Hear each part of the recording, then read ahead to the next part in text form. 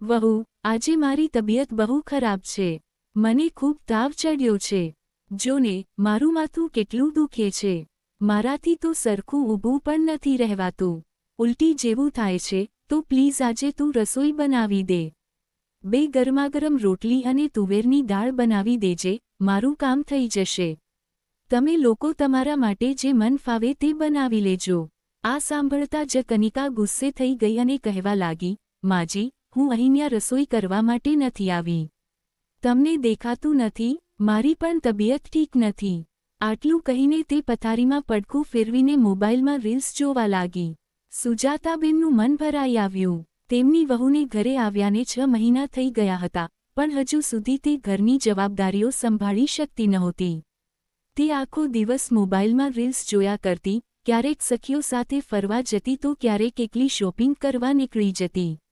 અત્યાર સુધી ઘરની બધી વ્યવસ્થા સુજાતાબેન જ જોતા હતા, એટલે સમયસર કામ પતી જતું. તેઓ વિચારતા હતા કે ધીમે ધીમે વહુને જવાબદારીઓનો અહેસાસ થશે.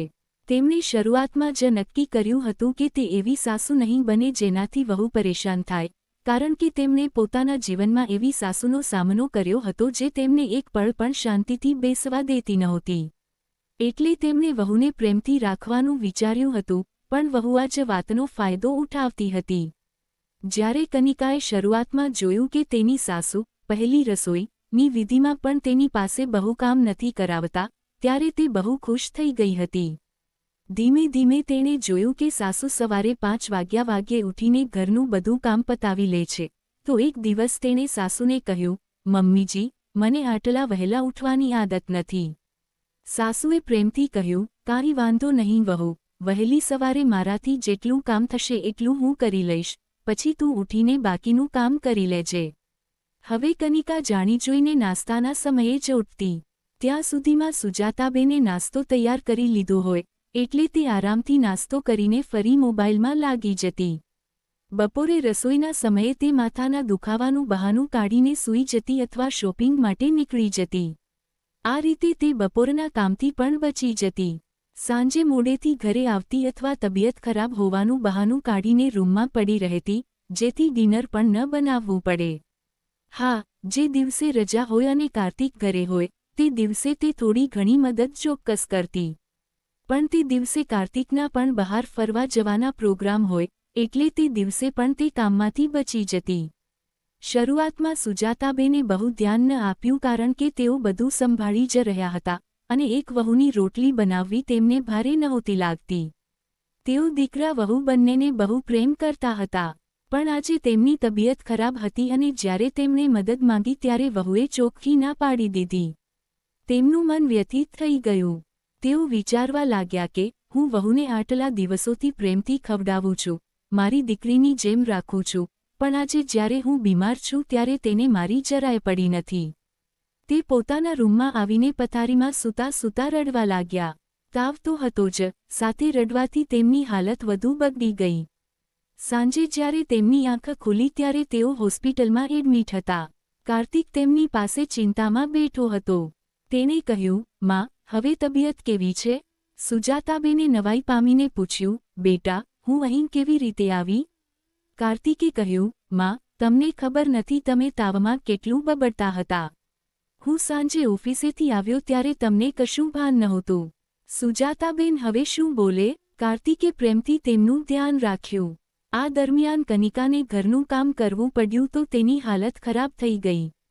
4 દિવસ પછી જ્યારે સુજાતાબેન ઘરે આવ્યા, ત્યારે કનિકાએ ચા આપતા મહેણું માર્યું, મારી પણ તબિયત ખરાબ જ રહે છે, પણ તમે તો હોસ્પિટલમાં એડમિટ થઈને આરામ કરી આવ્યા, મને ક્યાં આરામ મળે છે?